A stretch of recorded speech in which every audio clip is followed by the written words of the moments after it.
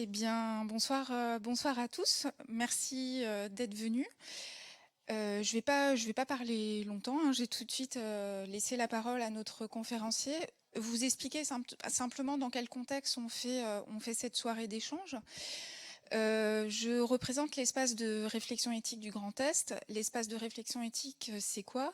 C'est une structure qui dépend du ministère de la Santé. Alors, vous avez des petits flyers à l'entrée de la salle, qui dépend du ministère de la Santé. Pourquoi? Pour promouvoir la réflexion éthique. C'est pas, on n'est pas là pour vous dire comment penser, pour vous dire qu'il y a des choses à respecter, des choses à pas faire. On est là pour vous donner des éléments, avant tout d'information, mais aussi des éléments de connaissance. On est là pour partager les connaissances afin que vous puissiez vous faire vos propres idées, vos propres opinions sur tout un tas de problématiques éthiques. Alors je suis sûre que vous en entendez parler au niveau des médias ou peut-être que vous en parlez entre vous, que ce soit la fin de vie, la procréation médicalement assistée pour les plus connus, mais il y en a beaucoup d'autres. Ce soir, on va parler de l'invasion de la médecine par la génétique. On va en discuter. Qu'est-ce que c'est la génétique? À quoi ça sert? Comment ça se passe? Enfin, il y a tout un tas de questions qui vont être posées. On va poser des questions éthiques évidemment, et bien tout ça, ce sera fait par notre conférencier qui est Patrick Gaudret, généticien, directeur de recherche au CNRS et ancien membre du CCNE. Le CCNE, c'est le Comité consultatif national d'éthique.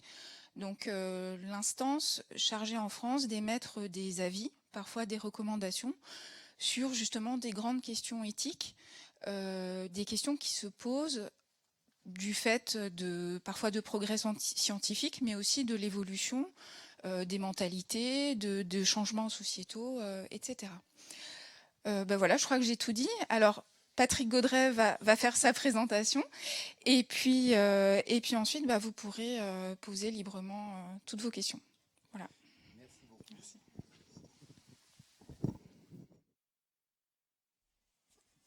Bonsoir. Oui, je me déplace ici. J'ai besoin de notes parce que l'âge venant, les neurones ne fonctionnent plus de manière optimale. Tout d'abord, je voudrais remercier l'espace de réflexion éthique de la région Grand Est et particulièrement sa coordinatrice, Hélène Gebel, qui m'ont fait l'honneur, je prends ça vraiment pour un honneur de venir m'exprimer devant vous de sujets qui me tiennent particulièrement à cœur et que j'ai eu l'occasion de discuter beaucoup dans différentes instances, devant différents publics, des étudiants, des personnes un peu moins étudiantes. Voilà, le CCNE évidemment étant le Cénacle assez incroyable quand on a la chance de pouvoir participer aux réflexions d'une instance comme le CCNE. On ne peut qu'être remercier le destin qui nous a permis de côtoyer des gens passionnants et qui aiment poser des questions, poser des questionnements éthiques et qui sont ouverts finalement, très très ouverts, contrairement à ce que certains procès médiatiques leur font régulièrement. Alors, l'invasion de la médecine par la génétique, alors j'ai évidemment choisi ces termes pour être un petit peu provocateur, j'aime bien ça, vous verrez. J'aime bien provoquer un peu et surtout provoquer la réflexion. Et parler d'invasion, c'est déjà prendre parti presque faire quelque chose qui est, il y a une agressivité de la génétique par rapport à l'art et la science médicale et donc une invasion qui se passe en apparence très bien quand on y réfléchit, qui pose beaucoup de questions, et c'est ces questions que je voudrais ouvrir avec vous et qu'on ait la possibilité de discuter. Alors si j'ai choisi de ne pas avoir un diaporama avec beaucoup d'illustrations et de choses comme ça. J'ai choisi de vous parler, c'est pour ça que j'ai besoin de mes notes, parce que sinon, comme je le disais à Hélène, on est encore là demain matin, je suis un bavard impénitent, donc j'ai besoin de me cadrer avec quelques notes. Voilà. Et donc, je voulais commencer commencer. Voilà, c'est un peu le plan que je vais essayer de suivre. Et je vous présenterai juste ce plan. Donc, on n'arrête pas le progrès. Ça, c'est une maxime populaire. Ah oui, on a l'impression qu'on n'arrête pas le progrès. Mais le progrès, parlons un petit peu du progrès. Alors, je pourrais commencer par en citant un Américain, Steven Pinker, qui est professeur de psychologie à Harvard et qui est polémiste à peu près partout ailleurs, et qui a écrit « La recherche biomédicale sera toujours plus proche de Sisyphe que d'un train fou. Et la dernière chose dont nous avons besoin est d'un lobby de soi-disant éthiciens qui aiderait à pousser le rocher vers le bas. Le but de la bioéthique, dit-il, est de permettre le progrès aussi longtemps que possible. Si elle ne peut pas permettre cela, elle doit rester en dehors du chemin. Stay out of the way, dit-il. Extrêmement violent. Donc, en gros, si la bioéthique est un frein au progrès, elle n'a pas droit de citer. Alors évidemment, il y a une chose qu'il oublie très très soigneusement de nous dire, c'est qu'est-ce qu'est le progrès pour lui. Si on se limite plutôt à des considérations technoscientifiques, il a raison d'affirmer que le monde n'a jamais été meilleur qu'aujourd'hui. Un autre penseur, le philosophe et physicien Étienne Klein, que vous connaissez peut-être, dont vous avez peut-être lu déjà des ouvrages, se demandait grâce à quel nouveau symbole nous pourrions faire progresser l'idée de progrès, pense que le mot progrès pourrait n'avoir été inventé que pour nous consoler de la fuite du temps. Le temps passe, certes, mais il passe de mieux en mieux. Oui, peut-être. Peut-être, mais ce progrès, on va buter toujours, et si on a l'occasion de discuter ensemble, on verra qu'on n'est pas forcément d'accord sur ce qu'on met sous le terme de progrès. De quel progrès parle-t-on? Que veut-on en dire? Alors, voilà. Dans le cadre de ce progrès, et si on parle effectivement de progrès scientifiques et techniques, notamment, qui peuvent être au service ou non de la santé, je voudrais aussi citer un autre philosophe, un autre polémiste d'ailleurs, quelqu'un qui est assez provocateur, le philosophe allemand Peter Sloterdijk, qui nous avertissait, alors il disait ça va bientôt faire 20 ans qu'il a écrit ça, plus qu'aucune autre civilisation auparavant, la nôtre s'est mise à déplacer les bornes frontières. La naissance devient planifiable, on peut ajourner la mort dans certaines limites, le corps devient opérable dans une dimension jusqu'ici imaginable, la sexualité et la reproduction sont dissociées, les sentiments sont tempérés par la pharmacologie. Il est vrai qu'à bien des égards, la médecine a toujours été, il faut le reconnaître, une contestation technique, une contestation biotechnologique de l'ordre naturel.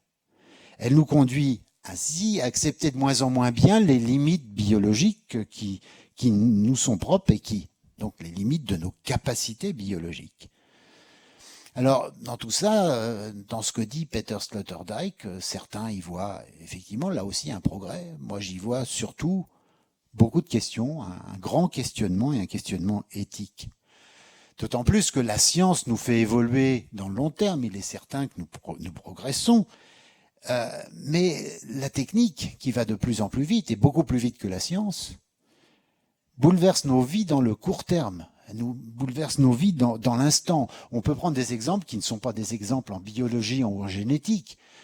L'invasion de la micro-informatique dans notre monde, l'invasion de la téléphonie mobile, des smartphones.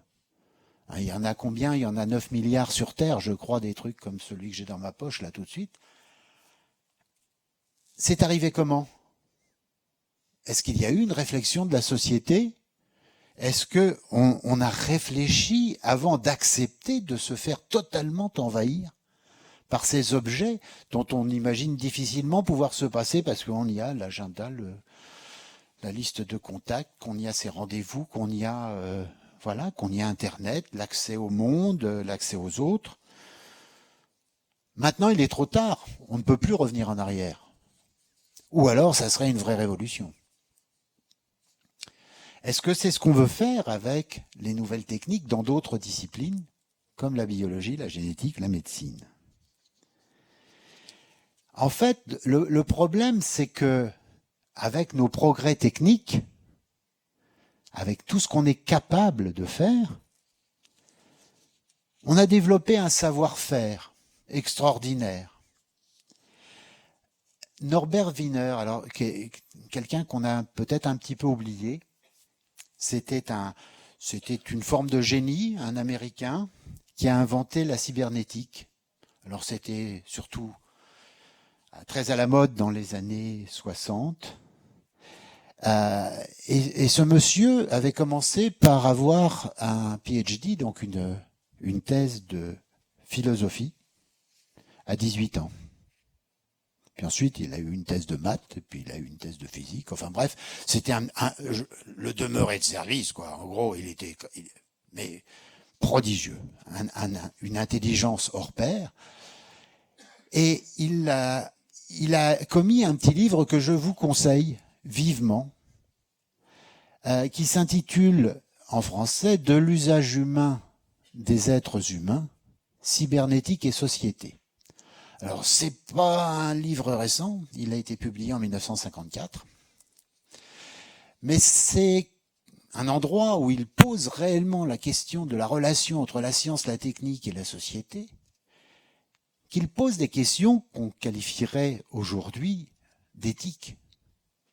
Une réelle réflexion éthique.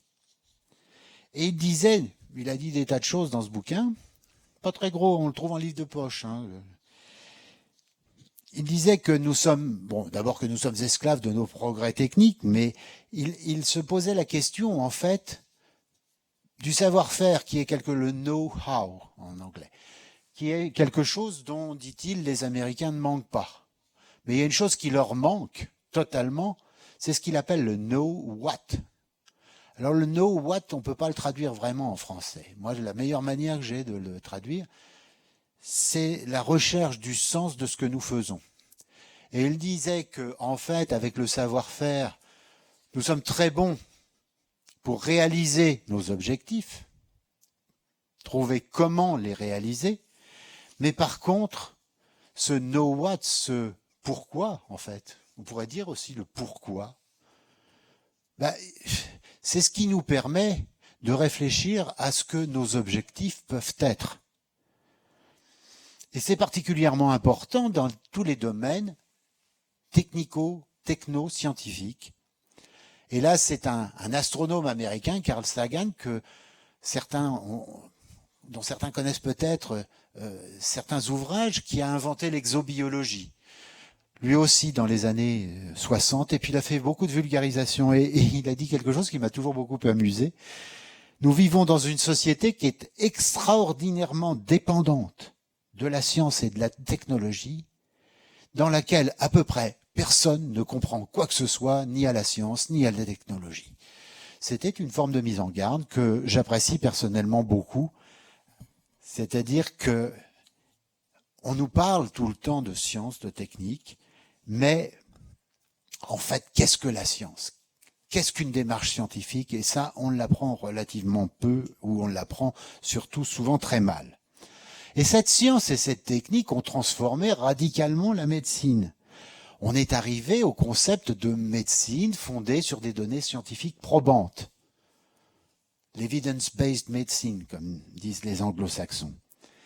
Et cette transformation, donc, qui est due aux avancées scientifiques et surtout aux avancées techniques qui sont introduites très rapidement dans cette médecine et dans la chirurgie, ne pas oublier que la chirurgie est une discipline médicale alors qu'avant c'était une discipline de boucher.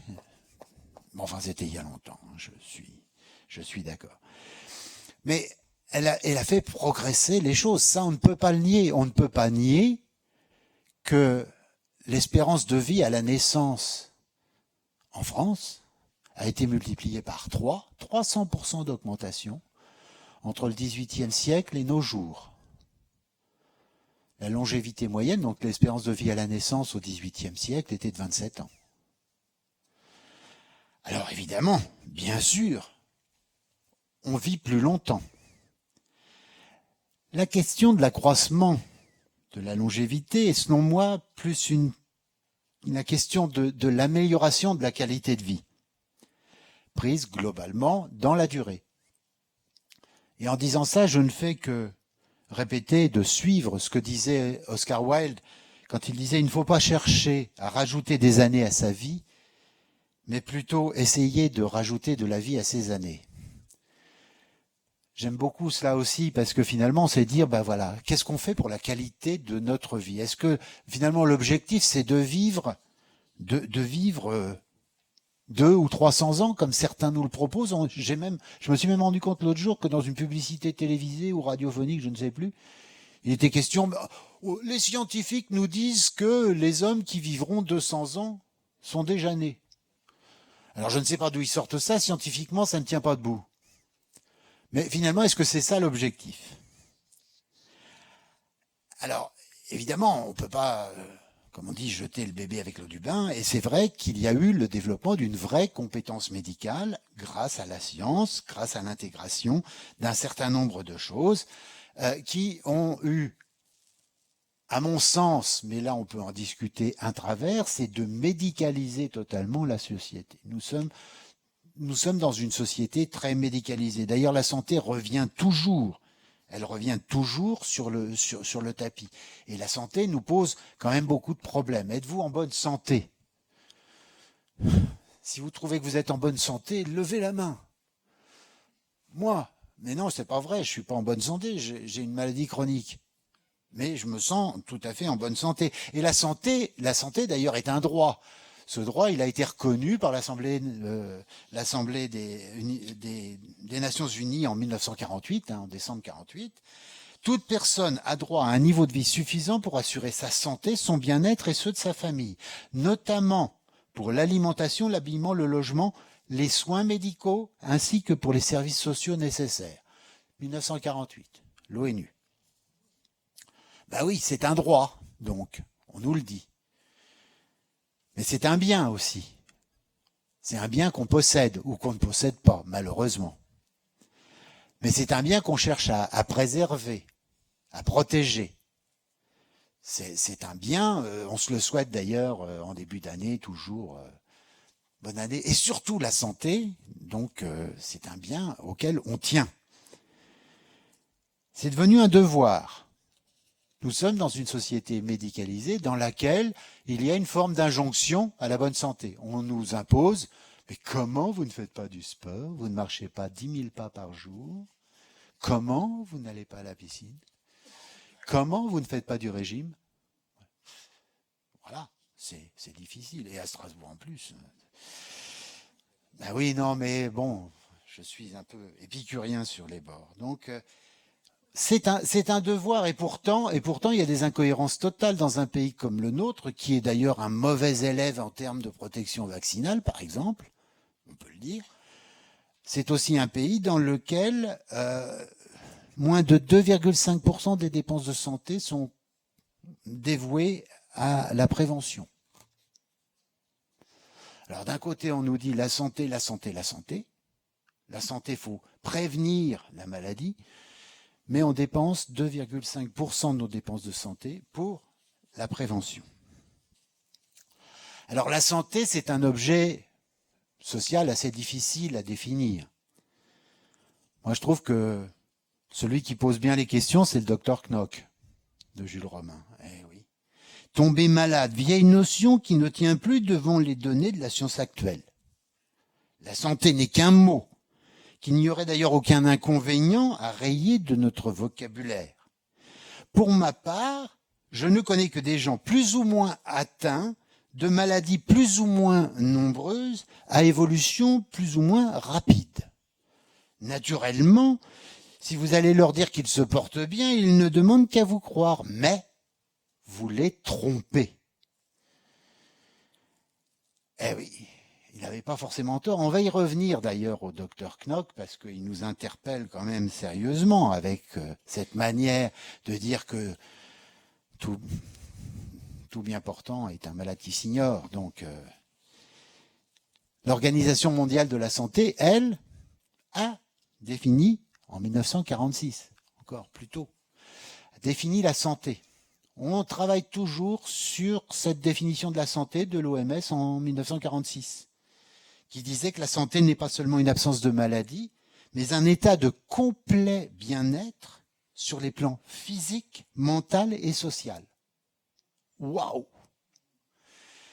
Comme disait un philosophe du CNE, c'est pas la définition de la santé, c'est la définition du bonheur, ce truc-là. Et il ajoutait, si c'est la vraie définition de la santé, je n'ai pas été en bonne santé plus de quelques minutes dans ma vie. Donc en fait, même si on peut la critiquer, on n'a pas mieux aujourd'hui, parce que cette définition de la santé, elle venait après des épisodes extrêmement douloureux. La Deuxième Guerre mondiale, tous les problèmes qui étaient associés dans cette période, et qui faisaient qu'on négligeait totalement ce qui n'était pas du ressort de la maladie définie traditionnellement. Le bien-être, en fait, qui est une notion de santé publique, n'était pas du tout pris en compte. Alors, évidemment, il faut être conscient que dans cette définition de la santé, ça n'est pas un état, ça devient un idéal vers lequel on peut, certains disent, on doit tendre. La philosophe Cynthia Fleury, que j'aime bien, avec laquelle j'ai siégé au CCNE et où on a travaillé sur des avis, notamment sur les séquençages d'ADN à très haut débit, enfin bref, des choses fantastiques. Cynthia Fleury le disait dans sa leçon inaugurale de sa chaire au Conservatoire national des arts et métiers, la maladie n'a pas basculé du côté de la mort, mais du côté de la vie. Être malade signifie désormais plus souvent vivre avec un mal qui succombait directement, voire vivre mal avec un mal qui vit. Bon, c'est une philosophe. Donc, en fait, cette longue introduction sur des choses un peu générales, c'est pour voir effectivement, quand on va parler de génétique et de révolution génétique, parce qu'on parle toujours de révolution, il faut toujours faire la révolution dans quelque chose, la génétique est une révolution, effectivement, au niveau médical. La génétique, c'est une science qui est relativement nouvelle, récente. Le moine tchèque Grégor Mendel et ses petits pois, c'était hier, enfin il y a 150 ans, mais hier quand même. Et utiliser cette génétique pour tenter d'améliorer la santé, d'optimiser la thérapeutique, de prévenir la maladie, voire de prédire des risques pour la santé, c'est quelque chose d'encore beaucoup plus récent. Et d'ailleurs, c'est en route actuellement. C'est quelque chose qui se développe aujourd'hui. Alors, je ne vais pas revenir évidemment à Mendel et ses petits pois, parce que je ne vais pas vous faire un cours de génétique formelle. La génétique, c'est devenu beaucoup, de nos jours, un ensemble d'outils, malheureusement. On oublie que c'est une science. On pense surtout aux outils, et notamment aux outils qui sont liés à la découverte que le patrimoine génétique était en partie porté par l'ADN. Et nous sommes capables aujourd'hui, on dit de séquencer l'ADN, de l'interpréter, on est capable de lire notre ADN de manière extensive, de manière de plus en plus rapide et de moins en moins chère.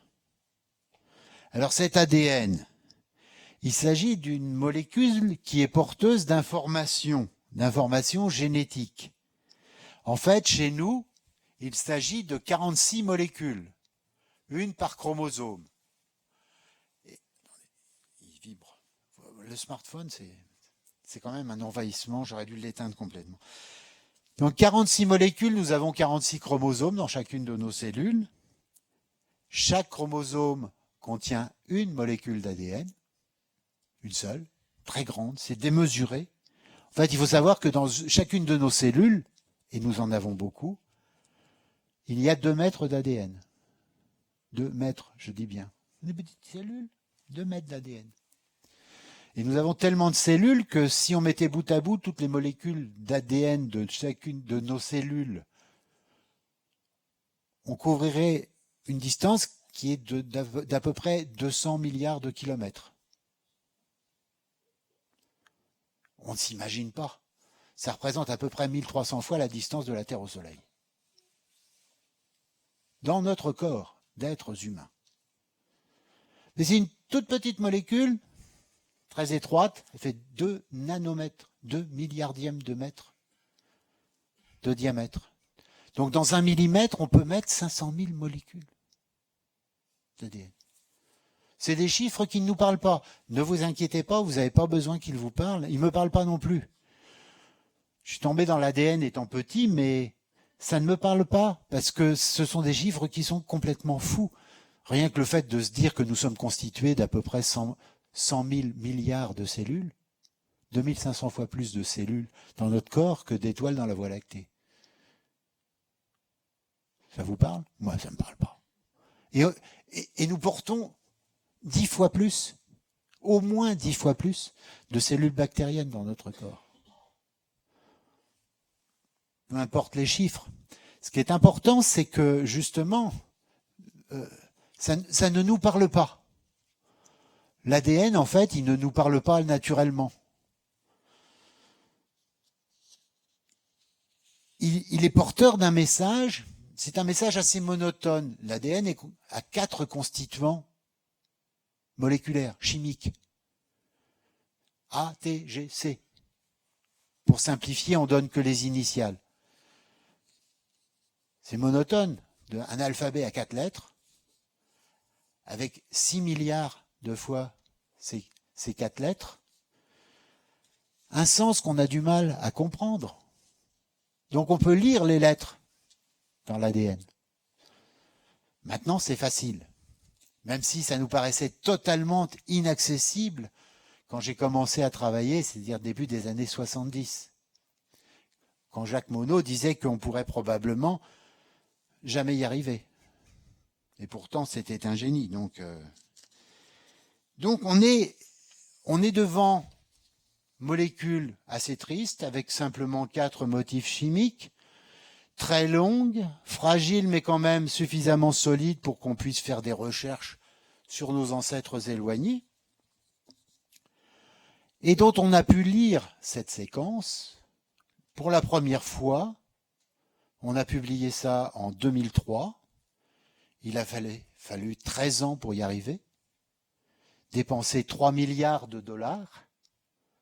Aujourd'hui, on fait ça en quelques minutes, enfin en quelques dizaines de minutes. La même chose, et plutôt mieux, pour quelques centaines d'euros. Ça, c'est le progrès technique. Ça va à toute vitesse. Alors on est capable de lire. Est-ce que ça veut dire qu'on comprend le message? Que nenni. On comprend des bribes de ce message. Mais la science n'a pas été aussi vite que la technique. On a encore beaucoup de travail à faire pour comprendre vraiment ce que nous dit cet ADN. Quand on a sorti les premières séquences d'ADN, on pensait à l'époque qu'il y avait au moins 100 000 gènes, donc des unités d'information dans notre génome, dans nos chromosomes. Puis quand on a eu la première séquence d'ADN, on s'est rendu compte qu'en fait, il n'y en avait pas 100 000. On disait 100 000 au moins. Parce qu'on est tellement complexes, nous les humains, qu'il fallait bien ça pour expliquer notre complexité. Puis on s'est rendu compte qu'il y en avait 23 000. Là, il y en a qui ont été déçus. Ils se sont dit, comment est-ce qu'on peut faire fonctionner un bonhomme avec 23 000 gènes? Je vous rassure, on ne sait pas. Enfin, je vous rassure peut-être pas, mais on ne sait pas. Les gens qui prétendent, qui vous disent « oui, vous savez, on sait presque tout », ne les croyez pas. On apprend ce qui est important, c'est de continuer à apprendre, de faire des progrès dans la connaissance un petit peu de tout ça. Mais cet ADN qu'on comprend pas bien, on sait qu'il a une grande importance, on sait que les modifications qu'on peut voir entre nous, nous sommes tous différents, nous sommes pourtant tous humains, nous avons des centaines de milliers de différences dans notre ADN entre nous, ce qui fait que nous ne nous ressemblons pas forcément, totalement, mais ça fait aussi notre unité, parce qu'au-delà des différences, nous avons un patrimoine commun. Nous sommes capables, a priori, de nous différencier à peu près d'autres êtres vivants. Et pourtant, nous partageons 70% de nos gènes avec la banane. Je sais, c'est un peu décevant. Je voulais pas vous vexer, hein, mais il faut un petit peu le savoir. Alors évidemment, très rapidement, on a voulu s'approprier tout ça, se dire, en allant chercher dans l'ADN ce qui peut éventuellement nous rendre malades, quels sont les stigmates de ces maladies. On va s'approcher d'une vérité. On va pouvoir aller chercher chez l'humain, ben voilà, qu'est-ce qui cloche? Quand ça va pas, c'est à cause de quoi? Et alors on a lancé des tas de programmes. Le président Obama d'ailleurs s'était lancé aussi dans une initiative qu'il appelait la médecine de précision, que certains appellent de manière totalement erronée la médecine personnalisée, dans laquelle la génétique, l'ADN, a une place importante. C'est un petit peu réducteur, c'est un petit peu faire croire que nous sommes totalement déterminés par notre séquence d'ADN. Je ne suis pas une séquence d'ADN, je suis un homme libre. On pourrait parodier la série des années 60, Le Prisonnier, où il disait « Je ne suis pas un numéro, je suis un homme libre ». Et en fait, ça technicise tellement la médecine, on va tellement chercher la petite bête dans son ADN, qu'on oublie qu'on s'adresse à un être humain dans sa globalité. Ce que Paul Tournier, médecin à Genève dans les années 40, disait que la médecine de la personne qui met l'accent sur la prise de conscience de la personne dans son intégralité physique, psychique, spirituelle et sa dimension communautaire et sociale. Un être humain, c'est un petit peu plus qu'une séquence d'ADN. Alors en tant que généticien, je me tire une balle dans le pied, mais j'ai un petit peu l'habitude.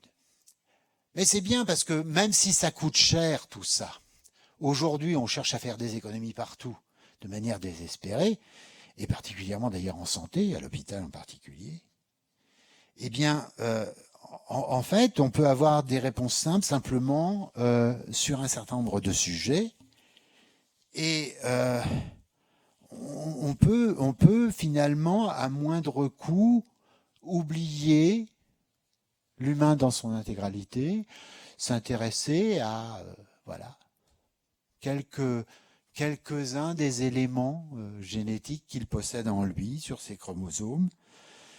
Et puis, finalement, on arrive à se poser la question,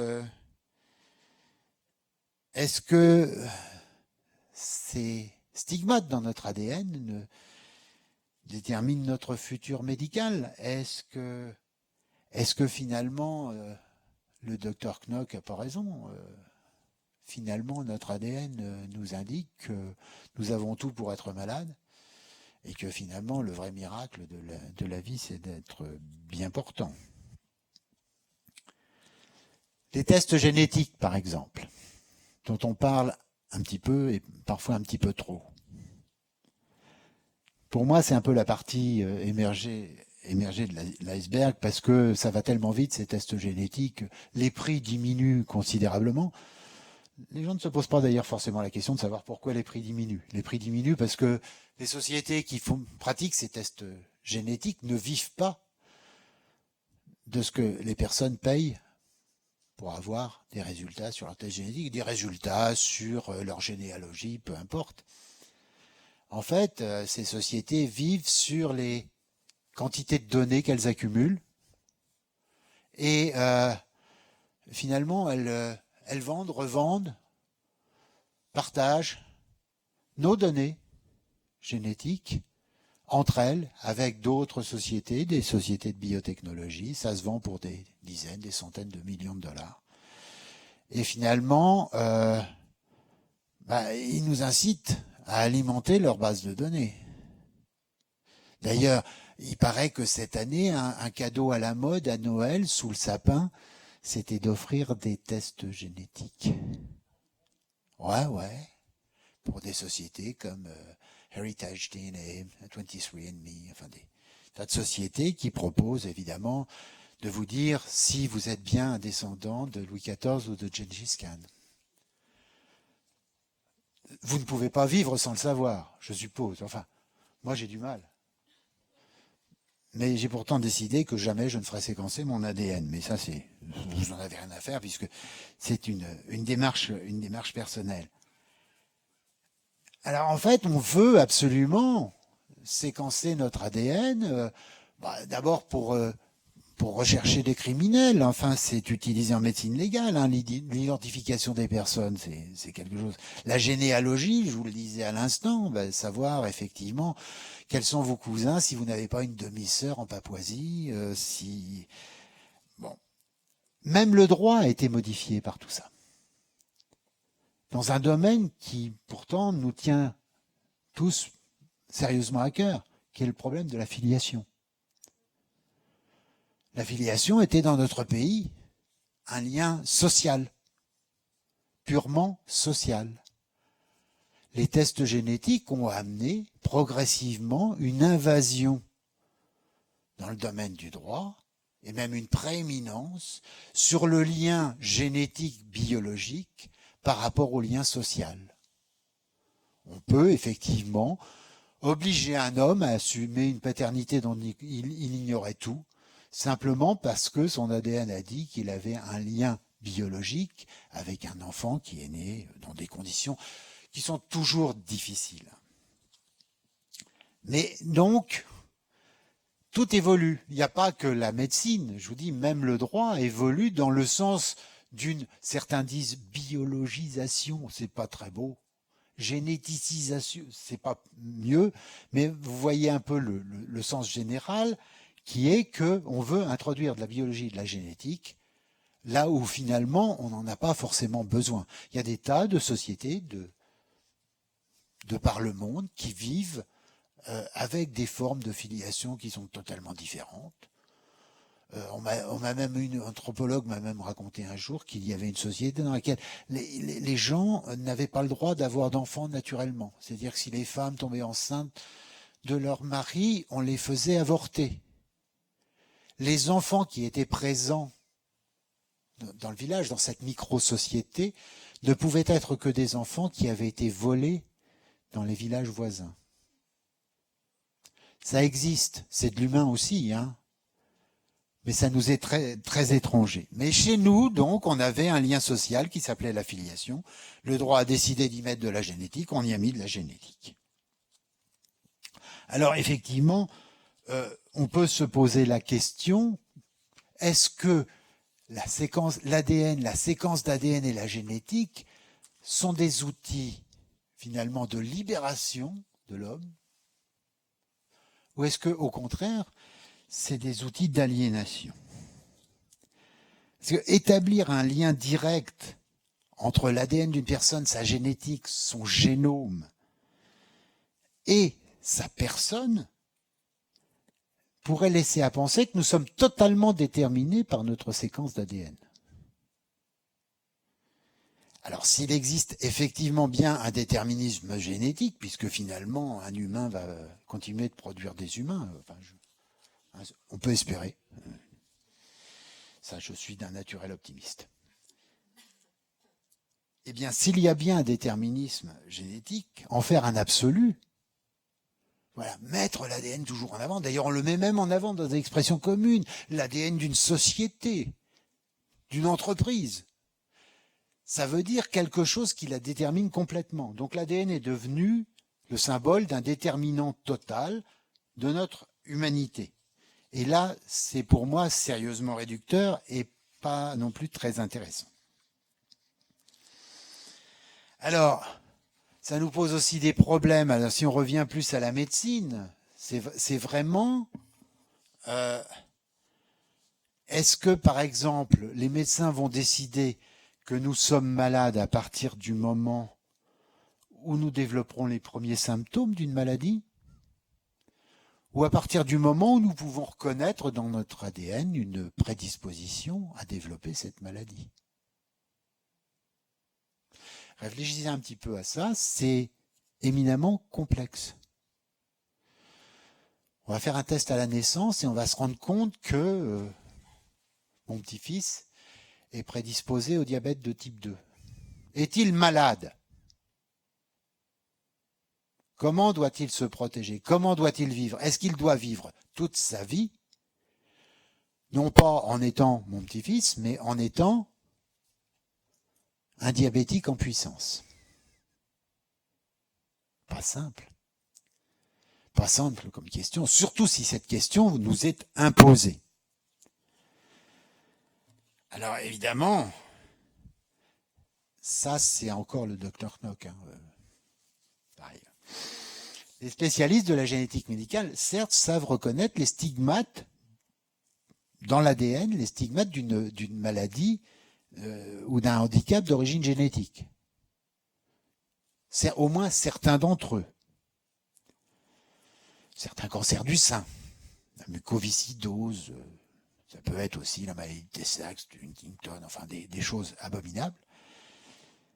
Et en fait, on va voir ces stigmates et puis finalement on va un petit peu se rapprocher de la médecine d'Hippocrate, qui utilisait les 4 humeurs pour faire un diagnostic. Le sang, le flegme, la bile jaune, la bile noire, oui. Bon, ça allait pas très loin. Aujourd'hui, on a l'ADN. Voilà. On est dans la continuité d'une médecine traditionnelle. Si on veut le voir comme ça, on est dans la continuité. On ajoute des outils nouveaux à quelque chose. On se pose finalement de manière nouvelle des questions anciennes. Sur finalement, mais il y avait des familles où on savait très bien qu'il y a des maladies qui traînent. C'est normal. C'est normal, c'est familial. On vivait très bien comme ça. Aujourd'hui, on vit beaucoup moins bien comme ça. Donc, on a inventé des outils nouveaux pour faire évoluer des questions qu'on se posait depuis fort longtemps. Ces avancées de la génétique médicale nous conduisent à proposer, je pourrais presque dire, à vendre sur plan. Des applications bien réelles pour certaines d'entre elles, mais qui peuvent nous faire, pour certains d'entre nous, rêver ou frémir, ou nous terroriser. J'en ai listé quelques-unes. Pouvoir dresser un profil génomique d'une tumeur, par exemple, pour ajuster les traitements, prédire le risque de récidive. Là, on se dit que du positif. Être capable de mesurer une prédisposition génétique à certaines maladies, qu'elles soient cancéreuses ou pas d'ailleurs. Une prédisposition génétique. Là, on se pose déjà plus de questions, on a un petit peu plus peur. On peut aussi proposer des tests de ce qu'on appelle la pharmacogénomique. Autrement dit, en quoi notre constitution génétique va influencer notre manière de répondre à tel ou tel médicament. Est-ce que un traitement qui va m'être donné a des chances d'être efficace ou au contraire des chances d'être, comme on disait dans ma campagne, un cautère sur une jambe de bois? On peut aussi utiliser l'ADN du fœtus qui est présent dans le sang de sa mère pour dépister certains handicaps ou maladies d'origine génétique qu'avant on n'abordait que de manière très imparfaite et très grossière par l'étude des chromosomes. Aujourd'hui, on est capable, à partir d'un prélèvement du sang d'une femme enceinte, de voir certaines affections possibles du fœtus qu'elle porte. Ça fait l'objet de beaucoup de débats. Moi, j'avais participé au CCNE à un avis en 2013, sur le sujet, donc sur ces tests qui sont qui viennent apporter et dans lesquels on expliquait que c'était simplement donner des outils nouveaux pour faire quelque chose qu'on essayait de faire plus ou moins bien auparavant. Alors cette médecine génomique, cette introduction de la génétique dans la médecine, elle porte voilà, des promesses, beaucoup de promesses, des espoirs pour l'amélioration de notre santé, certainement. La question qu'on peut se poser, au-delà de ces progrès, même médicaux, technico-médicaux, c'est est-ce que ça représente réellement un progrès pour notre humanité? C'est une vraie question. Alors si on en arrive effectivement à notre société actuelle, avec tout ce qu'elle a de positif, de un peu moins positif, de carrément négatif ou d'angoissant pour l'avenir, on voit que la place prise par la santé dans notre société a un effet insidieux sur le déplacement d'une nouvelle limite, d'une nouvelle frontière, qui est, est-ce que les interventions de la médecine se font au profit d'un malade? Est-ce qu'on est dans le domaine du soin? Ou est-ce que la médecine, parce qu'elle en est capable aujourd'hui, est enjointe de répondre à des questions qui sont des questions d'ordre sociétal? On peut y penser dans différents domaines, et pas que génétique. Est-ce que la chirurgie améliorative ou la procréation médicalement assistée, dont on parle beaucoup et qui est un sujet de très grand débat dans notre pays, est-ce que finalement on peut définir une barrière entre ça, vous êtes dans le domaine médical, clairement défini, au-delà, vous êtes dans un domaine qui n'est plus médical, mais où la médecine est convoquée pour répondre. Moi, je ne veux pas porter de jugement et on pourrait discuter. Je suppose qu'il y a beaucoup de discussions à l'espace de réflexion éthique du Grand Est sur tous ces sujets. Mais force est de constater.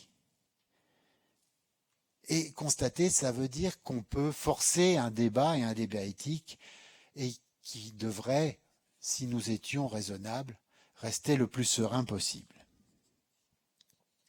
Et puis on pense également, notamment parce que la génétique médicale nous donne des clés, des espoirs pour certains, des frayeurs pour d'autres, une fois de plus, elle peut se mettre aussi au service de l'augmentation de l'humain. L'augmentation, ça y est, le mot est lâché. Ça veut dire quoi, l'augmentation? Qu'est-ce qu'un humain augmenté? Augmenté par rapport à quoi? Qui définit les normes? Qui décide, au-delà de cette limite, vous êtes augmenté? Nous sommes divers, nous sommes performants dans différents domaines. Nous ne sommes pas, finalement, inscrits dans un registre avec des caractéristiques immuables et dans lesquelles nous sommes tous exactement pareils. Il suffit de m'entendre chanter ou de me voir courir pour savoir qu'on ne peut pas être performant partout. J'ai été un peu performant dans mon métier avant la retraite et j'étais ravi de l'être. Mais on n'est pas tous pareils. On n'a pas tous le même niveau de performance dans tous les domaines. Mais néanmoins, il y en a qui parlent de nous améliorer. Alors, corriger nos défauts, les erreurs de la nature, comme certains disent. Je pense par exemple à des gens comme Laurent Alexandre, qui fait beaucoup parler de lui et qui nous parle souvent de cela. Mais les erreurs de la nature, mais qui sommes-nous, qui est-il, pour définir à quel moment la nature a fait une erreur? Moi, je trouve ça extrêmement présomptueux. Puis on veut nous augmenter, mais nous augmenter pourquoi? Pour le culte de la performance? Performance pourquoi? Pour s'épanouir soi-même ou pour être mieux que le voisin? On va courir plus vite. De temps en temps, je fais des conférences sur la performance et le transhumanisme et ça m'amuse toujours de faire réfléchir les gens au fait que dans n'importe quelle discipline sportive, par exemple, il n'y a qu'un champion du monde, d'accord? À un moment donné, il y a un champion du monde. Donc tous les autres ont raté. Bah, là, ils sont pas champions. C'était un petit peu ce que disait le généticien Albert Jacquard, peut-être un nom qui résonne chez certains d'entre vous. Il avait fait un petit texte qu'il avait fait dans le journal L'Humanité. Bah oui, chacun son support. Qui s'intitulait « Moi, Albert Jacquard, ministre de l'Éducation, je décide ». Et dans ce petit fascicule, il avait dit une chose que j'ai jamais oubliée.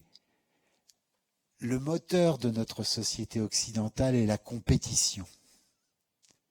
Et il ajoutait, et c'est un moteur suicidaire. Je crois beaucoup à cela. Alors évidemment, on veut corriger les erreurs de nature, donc de la nature, donc on va essayer de bricoler l'ADN. Vous voyez à peu près où je vais en arriver avec Lulu et Nana dans quelques minutes. Déjà avant Lulu et Nana, je voudrais vous citer un avis qui m'a demandé de m'investir beaucoup au CCNE, qui était un avis justement sur le séquençage de l'ADN, et dans lequel le CCNE disait que la complexité biologique ne peut, pas plus que d'un déterminisme génétique dont je vous ai parlé à l'instant, s'accommoder de l'idée qu'un génome standard serait définissable. Imaginez qu'il existerait un génome normal, figé en quelque sorte lors de l'évolution de l'humain par rapport aux primates non humains, et qu'il conviendrait de préserver, est une illusion. Parler de gènes normaux ou de gènes mutés est une aberration, dit le CCNE, puisque tous nos gènes produits de cette évolution, 3,5 milliards d'années d'évolution quand même, sont par définition des gènes mutés. Il existe des mutations rares ou fréquentes. On parle plutôt de variants dont certains provoquent des maladies et d'autres pas. Le CCNE ajoutait que la notion de génome normal, dans l'acception d'idéal génomique, n'a pas de sens. Comment se prémunir de l'illusion d'une perfection génétique, disait-il. Je crois que tout tient dans ces quelques phrases. On veut nous améliorer, nous augmenter, mais nous augmenter par rapport à quoi? Qu'est-ce qu'on va définir comme standard? Faut-il définir un standard? Déjà, Aldous Huxley, quand il a revisité un petit peu son meilleur des mondes, il a fait ça, je crois, en 1957, disait bien que, finalement, la question de la standardisation génétique était une question qui était d'un domaine qu'il qualifiait lui-même de criminel. C'est-à-dire toute société qui, pour des raisons politiques, religieuses ou de n'importe quel ordre, cherche à standardiser l'humain, commet un crime contre la nature biologique de l'homme.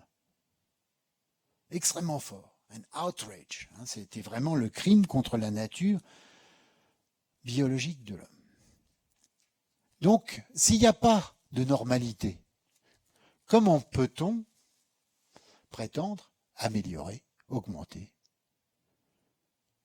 Vous êtes un peu déficient parce que vous avez les mutations machin truc bidule. Ça veut dire quoi? Parce que vous les avez pas, vous trouvez que vous êtes plus normal que moi? Comment cela? Je suis pas d'accord, moi. Enfin, je ne veux pas être d'accord.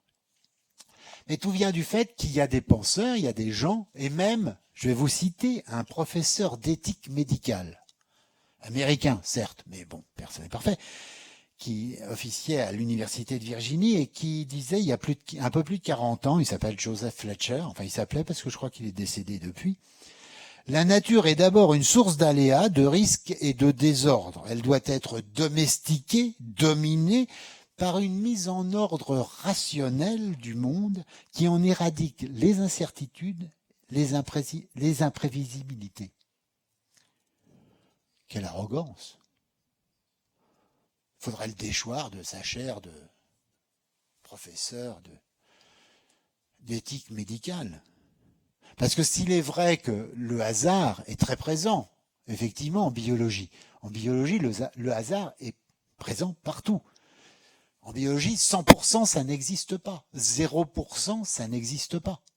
On nage toujours dans un flou statistique qui fait qu'aucune réaction n'est absolue. Mais vouloir une mise en ordre rationnelle du vivant, alors là, je trouve que c'est vraiment une profession de foi scientiste et qui laisserait penser qu'on est capable de comprendre exactement comment ce vivant fonctionne, qu'on en connaît toutes les ficelles et que par conséquent, on est capable d'intégrer tout ça pour une mise en ordre rationnelle de ce vivant. On va pouvoir tout gérer. Eh oui, on va gérer. C'est le langage du transhumanisme qui nous dit, puisqu'on va vous améliorer, on va vous rendre beaucoup plus heureux parce que vous fonctionnerez mieux. Déjà, eux, il faudrait qu'ils prouvent qu'ils fonctionnent mieux que nous. Enfin, que moi. Pardon, je dis toujours nous comme si je voulais vous assimiler à mes faiblesses personnelles. Nous sommes tous, enfin vous êtes tous évidemment bien mieux. Oui, sûrement. Enfin, je vous le souhaite. Hein. Et donc, l'utilisation de la génétique dans tout dans toute cette arrogance un peu puérile, eh bien, ça a amené à de l'ingénierie génomique. On fait de l'ingénierie du génome. Hein. C'est une matière, voilà, on a des ingénieurs qui vont bricoler le truc. D'ailleurs, certains parlent de bricolage génétique. Moi, je parle d'ingénierie parce que j'ai beaucoup de respect pour les gens qui utilisent des outils hyper sophistiqués. Et on a des outils qui arrivent. Alors, il y en a évidemment dont on a même du mal parfois à prononcer le nom. Hein. Vous avez peut-être, certains d'entre vous, entendu parler de CRISPR-Cas9. Ça me fait penser, j'évoque toujours à son sujet un poème d'Aragon, La Fiche rouge, dans laquelle il disait « Parce qu'à prononcer son nom est difficile, il cherchait un effet de peur sur les passants. » Évidemment, il parlait de choses beaucoup plus sérieuses encore que de CRISPR, mais CRISPR, c'est un outil moderne qui nous permet de faire des modifications relativement précises dans le génome. C'est un outil fantastique pour la science fondamentale, pour la recherche d'ordre cognitif, pour améliorer nos connaissances sur le comment ça marche. Parce que, contrairement à ce que disait un journaliste à la radio, à la télévision, quand il disait « Comment ça marche ?» Eh bien, c'est pas compliqué, disait-il. Ben, là, avec le vivant, c'est bougrement compliqué, mais on se pose toujours la question comment ça marche et on fait des progrès. On comprend quand même un petit peu mieux qu'hier. Mais il n'a pas fallu longtemps, effectivement, entre les outils qui nous permettent de connaître mieux le vivant, comme ce fameux CRISPR qui nous permet de faire de l'ingénierie assez précise de notre génome, des génomes d'une manière générale. Hein. C'est déjà introduit. Vous mangez peut-être des tomates, des champignons ou des concombres qui ont été modifiés par CRISPR parce qu'on veut des tomates qui mûrissent toutes au bon moment, qui aient du goût, pas trop d'eau, ouais, enfin, qui soient bonnes. Enfin, ils disent qu'elles sont bonnes, pas forcément d'accord. Vous voulez tous évidemment avoir des champignons de pareil qui ne brunissent pas quand on les coupe, et des concombres qui se tiennent un tout petit peu mieux que ce que certains sont capables de faire. Puis on veut évidemment éradiquer certaines maladies qui sont transmises par des cochonneries, excusez-moi l'expression, les moustiques. Difficile de trouver dans un public des gens qui prennent la défense de ces pauvres petits insectes. Hein ? C'est dur, hein ? Quand on pense moustique, on ne pense pas à quelque chose de sympathique. Surtout quand on sait que ça transmet la malaria, la dengue, le chikungunya, le Zika, etc., etc. Qu'il y a des millions de personnes qui meurent chaque année de maladies transmises par ces bestioles.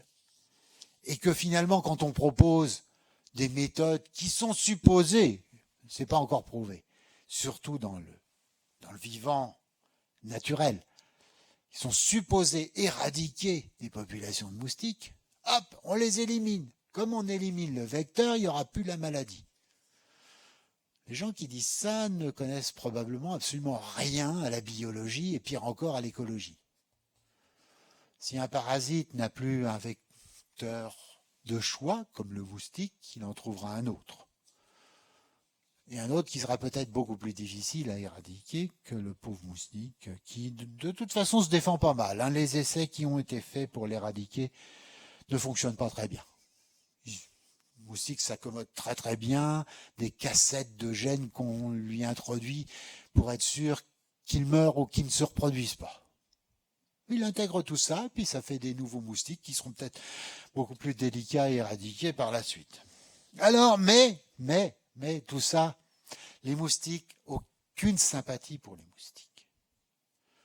Aucune sympathie pour les mollusques envahissants ou les rats noirs qui nous transmettent la peste bubonique.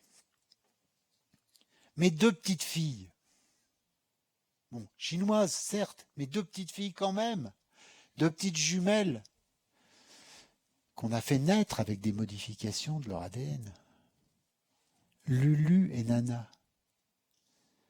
Il y en a eu une 3e, soi-disant, aussi. Un Chinois, en mal de reconnaissance, voulant être le premier à réaliser cette aberration, ce crime contre l'humanité, à mon sens, là je m'engage, vous m'excuserez, vous pouvez ne pas être d'accord, a décidé de faire du bricolage génétique sur le génome constitutionnel, c'est-à-dire ce que ces petites filles, si elles se reproduisent, vont transmettre à leur descendance. Eh bien, il a décidé dans son coin de modifier. Pour des raisons un peu fallacieuses, la communauté scientifique lui est tombée dessus. Du coup, la loi chinoise s'est dit il faut qu'on évolue. Le droit chinois a attaqué. Et Jiang Kui, puisque c'est son nom, a été condamné avec 2 autres personnes à 3 ans de prison et plus de 400 000 € d'amende. Il n'empêche que les 2 petites filles, elles se transportent ce que cet individu a décidé qui était bon pour elles.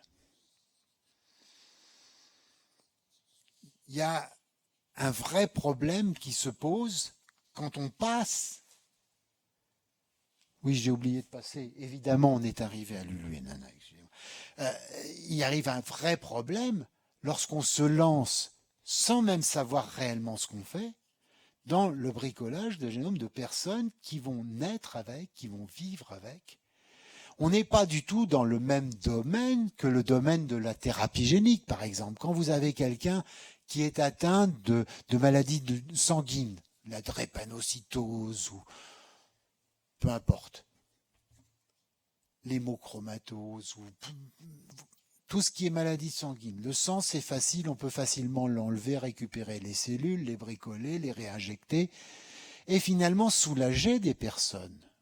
Avec CRISPR, le fameux outil, on a été capable de faire des premiers essais qui semblent assez positifs dans le cas de certaines maladies sanguines. Mais là, une personne adulte ou jeune adulte va dire, moi j'aimerais bien participer à un essai thérapeutique, va donner ce qu'on appelle un consentement. J'ai horreur de ce mot-là, je préfère le choix au consentement. Mais peu importe, de manière éclairée, il va pouvoir donner un consentement pour qu'on fasse quelque chose qui va le concerner lui ou elle, personnellement. Et qui n'aura comme influence que d'embêter ses héritiers éventuels qui verront que finalement il ne va pas mourir tout de suite et qu'il va même pouvoir éventuellement être guéri. Là, on parle de quelque chose qui se fait sur des fœtus, des embryons, qui va déterminer la vie de personnes à naître. C'est plus du bricolage in vitro pour faire avancer la science sur des embryons cultivés dans une boîte de pétri. Il s'agit de faire naître des enfants. Alors, c'est un problème complexe et dont on ne sait pas très bien à quel niveau. Parce qu'on parle beaucoup, on va faire de la gouvernance. Alors, il y a des comités de scientifiques qui se réunissent. et qui décide ce qui est bon pour nous. C'est pas tout à fait le sens de ce que disait Paul Ricoeur. Il disait « La seule question est de savoir si nous souhaitons employer dans ce sens nos nouvelles connaissances scientifiques et techniques, et l'on ne saurait en décider par des méthodes scientifiques. C'est une question politique primordiale que l'on ne peut guère par conséquent abandonner aux professionnels de la science ni à ceux de la politique. » C'est des questions qui nous concernent tous. J'ai l'habitude de le dire, l'éthique n'appartient à personne, donc elle nous appartient à tous et à chacun d'entre nous. Alors, je ne sais pas du tout combien de temps je vous ai parlé, mais je vais finir très rapidement. J'ai commencé mon exposé en vous parlant de l'idée de progrès. Je voudrais revenir un tout petit peu là-dessus en citant encore quelqu'un d'autre. J'aime bien citer les gens qui ont pensé beaucoup avant nous et pour lesquels j'ai un infini respect. Et là, il s'agit en l'occurrence de Nicolas de Condorcet, qui s'interrogeait: pourquoi les progrès de l'esprit n'ont-ils pas toujours été suivis de progrès des sociétés vers le bonheur et la vertu? Bon, c'est un petit peu daté, fin 18e, mais aujourd'hui, quand on parle de vertu, on a tendance à se faire taper un peu dessus.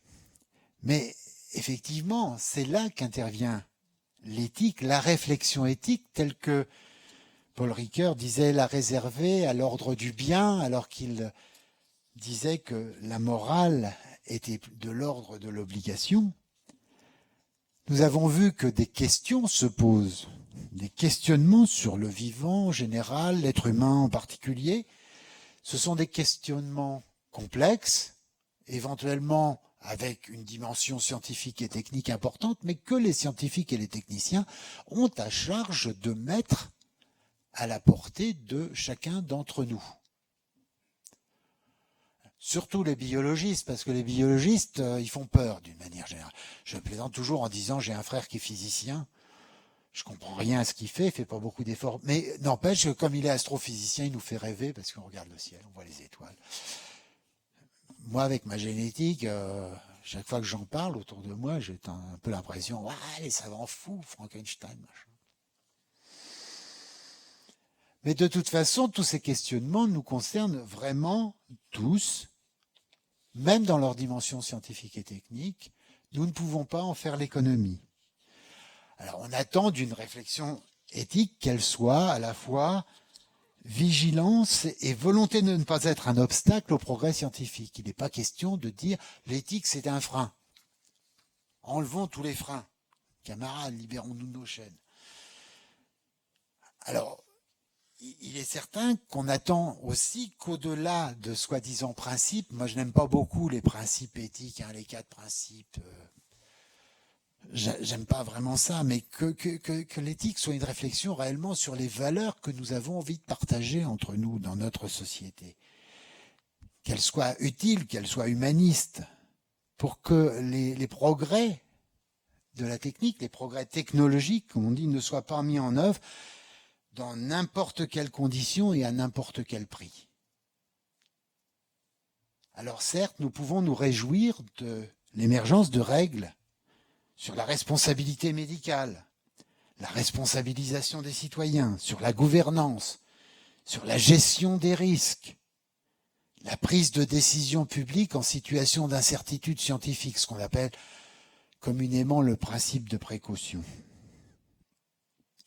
Toutes ces règles sont essentielles à l'appropriation d'une connaissance qui est de plus en plus complexe. Mais elles ne peuvent pas se substituer à un réel questionnement éthique dans lequel on peut mettre en avant, pour moi, 2 questions principales. La première est la place que nous donnons au progrès technologique dans le progrès de la société et de l'humanité. La deuxième est la valeur que nous attribuons à la connaissance scientifique en particulier dans ce progrès.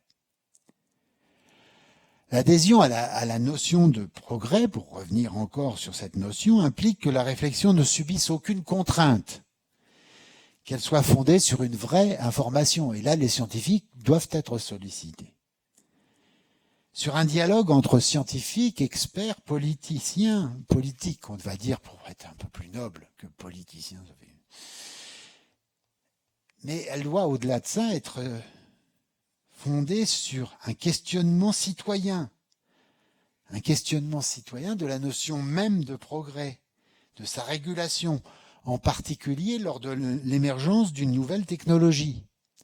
J'avais entendu un jour, petite anecdote, un activiste canadien qui s'appelle Pat Mooney, qui était très anti-OGM, machin, très remonté. Je l'avais entendu en Allemagne dans une conférence sur la biologie de synthèse, peu importe, et dans laquelle j'avais noté, il avait dit, dans l'histoire de l'émergence de n'importe quelle technologie, les éthiciens, parce qu'au Canada il y a des éthiciens, en France je crois que ça n'existe pas, mais les éthiciens ont environ 1 nanoseconde pour se faire entendre. Une fois que cette nanoseconde est passée, forget it. Qu'est-ce qu'il voulait dire par là? C'est que finalement, la réflexion qu'on peut avoir de fond, la réflexion éthique qu'on peut avoir sur n'importe quel sujet d'émergence d'une nouvelle technologie, ne peut être menée, surtout sereinement, qu'à partir du moment où les contraintes, et notamment les contraintes économiques, ne deviennent pas prégnantes, majoritaires. Donc en fait, il faut être capable de réfléchir très vite sur ce que nous voulons faire avec une technologie nouvelle. C'est la raison pour laquelle, quand je vous évoquais les smartphones, cette réflexion n'a pas eu lieu. Les enjeux économiques, il y a quoi? Il y a 9 milliards de smartphones sur Terre. Vous imaginez un tout petit peu ce qu'on pourrait avoir à dire si on disait attendez les gars, c'est peut-être pas tout à fait un bien pour la société, il faudrait peut-être réfléchir un petit peu, peut-être qu'il en faudrait moins, peut-être qu'il faudrait les brider, qui ne soient pas forcément capables de nous envahir notre intimité comme ils le font aujourd'hui. Voilà donc cette éthique à laquelle j'aspire, que je voudrais que nous nous approprions tous. Et je sais qu'à Strasbourg, vous n'êtes quand même pas mauvais pour vous approprier des questionnements, notamment en bioéthique. J'ai suffisamment participé au forum européen de bioéthique qui va se tenir la semaine prochaine pour savoir à quel point vous êtes absolument géniaux à Strasbourg, parce qu'on ne rencontre pas ça dans beaucoup d'endroits en France. Avoir un vrai débat public. L'éthique et la bioéthique doivent être débat, confrontation d'opinions et de convictions. On ne sera pas d'accord, ni au début, ni même à la fin. Peu importe. L'essentiel, c'est qu'on soit capable d'en parler entre nous. Il faudra à un moment que la loi nous dise ce que nous avons le droit de faire et pas le droit de faire. Et ça, c'est pas de l'éthique, c'est du droit. Et puis l'éthique doit se départir de ces tentations moralisatrices. Je reviens à Ricoeur qui mettait distinguer l'ordre de l'éthique de l'ordre de la morale, l'un étant de l'ordre de l'obligation et l'autre pas. Donc l'éthique doit se départir de cette tentation moralisatrice pour devenir ce qu'elle est censée être, une force de réflexion prospective, une ouverture au questionnement. La question est le désir de la pensée, disait un philosophe, qui ajoutait un peu plus loin, la réponse est le malheur de la question. Et je dirais, alors avec un petit clin d'œil à un directeur des sciences de la vie avec lequel j'avais travaillé, qui m'avait dit un jour que j'étais un caillou dans sa chaussure, eh bien je crois que l'éthique, tant qu'elle demeurera un caillou dans la chaussure de la société, elle remplira pleinement un rôle éminent qu'elle a de lanceur d'alerte. Je crois qu'il faut le dire, et c'est sur cette considération et ce mot que je vous laisse et que je voudrais ouvrir la discussion. Merci beaucoup.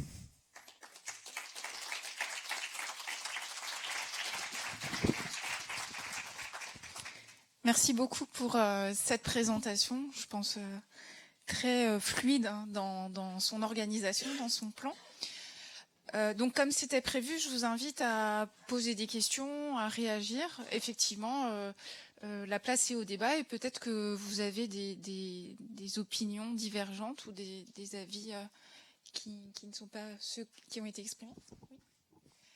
Est-ce que vous voulez le micro Je ne sais pas si ça sera peut-être pas nécessaire. Ouais, on vous entend.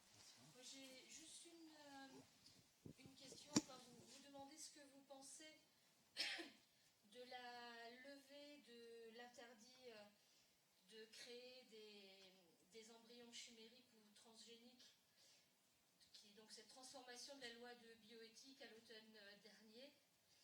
Est-ce que, enfin, selon vous, quel intérêt ça peut avoir pour la science à une époque où on vient de créer des robots vivants, hein, ces xénorobots, ces biorobots qui ont été créés dernièrement à partir de cellules souches de grenouilles et qui sont totalement autonomes, capables de se programmer tout seul, de vivre tout seul, de vivre plusieurs semaines sans se nourrir, de prendre des décisions par enfin, ces petits, voilà, des petits robots dont on ne sait pas trop s'ils vont plutôt servir à la médecine dans le sens de transport, de médicaments, ou s'ils vont servir, puisque l'étude qui est à l'origine de ces robots a entre autres été commanditée par le ministère de la Défense américain, est-ce qu'ils sont destinés à des fins plutôt assez... voilà, qui risquent d'avoir des effets pervers pour l'humanité. Enfin, voilà, c'est quelque chose qui m'a beaucoup interpellée, cette décision de lever cet interdit dans la loi. Et donc, à quoi ça sert? Quelle était l'utilité de le faire? Alors, l'utilité de le faire, toutes les lois n'ont pas une utilité. Juste peut-être rappeler, déjà dire ce que c'est un embryon chimérique. Non, mais... Oui, non, je veux dire par là que le fait qu'il y ait une recherche qui soit une recherche d'ordre cognitif, voilà, pour laquelle on essaye de faire éventuellement des embryons chimériques. Je ne pense pas que ça présente un intérêt énorme, certes, mais dans lequel on puisse manipuler in vitro des embryons pour apprendre à connaître ce qui a été fait, par exemple en Angleterre, où en Angleterre l'avantage c'est que on peut cultiver un embryon humain in vitro pendant 2 semaines, hein, pendant 14 jours pour l'instant. Et on a pu, en modifiant des embryons avec CRISPR-Cas9, on a pu apprendre des choses déterminantes sur les premières étapes de l'embryologie humaine, du développement embryonnaire humain. Parce qu'il faut reconnaître qu'on a beau prétendre qu'on sait tout, en fait, il y a des tas de domaines dans lesquels on sait quasiment rien. Et notamment, l'embryogenèse précoce chez l'homme, on ne la connaît pas. Donc, on peut dire, on vit très bien sans la connaître. Bon, moi, en tant que scientifique, évidemment, je ne peux pas être de cet avis-là. Donc, faire des expériences qui utilisent éventuellement des cellules embryonnaires humaines, qui fassent même jusqu'à des chimères, je n'en conçois pas personnellement totalement l'intérêt. Pour apprendre à connaître la biologie, la physiologie, le développement d'un embryon. Je pense que c'est, je vais le dire, j'ai déjà dit au sujet d'autre chose une fois et je me suis fait taper dessus, je dirais, pour moi c'est légitime. Jusqu'à un certain point. Le fait que la loi dise ça, qu'on prétende que c'est une ouverture considérable, alors qu'on a déjà le droit de travailler avec des cellules souches embryonnaires ou avec des embryons humains in vitro, sous réserve d'un contrôle qui est quand même très très sérieux, je pense qu'on en rajoute un peu. De même qu'on en rajoute un tout petit peu avec ces soi-disant biorobots auxquels on prête des vertus qui méritent d'être étudiées, mais qui ne sont pas avérées totalement. Il faut se méfier de la pression médiatique à vouloir nous faire croire qu'on est déjà beaucoup plus loin dans la connaissance qu'on y est en réalité. C'est quelque chose que j'ai rencontré tout le temps au cours de ma carrière, assez longue au CNRS, c'est que on veut toujours aller plus vite que la musique, aurait dit ma grand-mère. On veut toujours effectivement être en avance sur ce qu'on sait réellement. Moi, j'ai entendu des gens qui nous disaient que de toute façon, on savait, grâce à la séquence de l'ADN, on savait tout, quoi.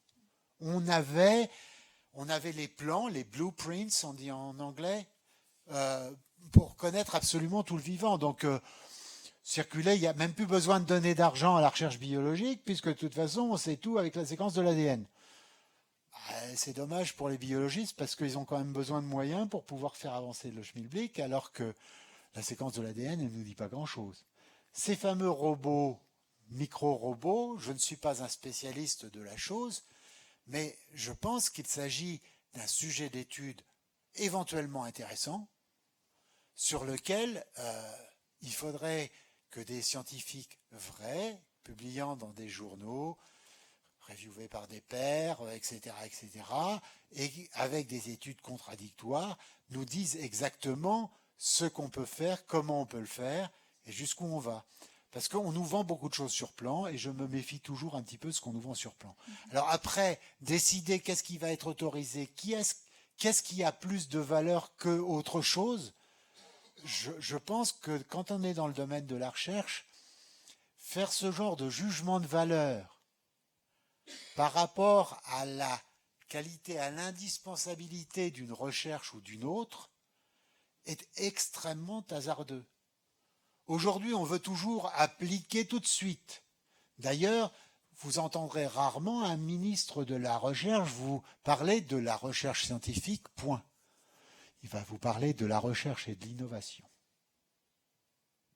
Significatif parce que finalement, en gros, tant que vous ne l'appliquez pas à quelque chose qui peut rapporter des brevets, des trucs et des machins, ça n'a pas d'intérêt. La recherche fondamentale n'a effectivement aucun intérêt.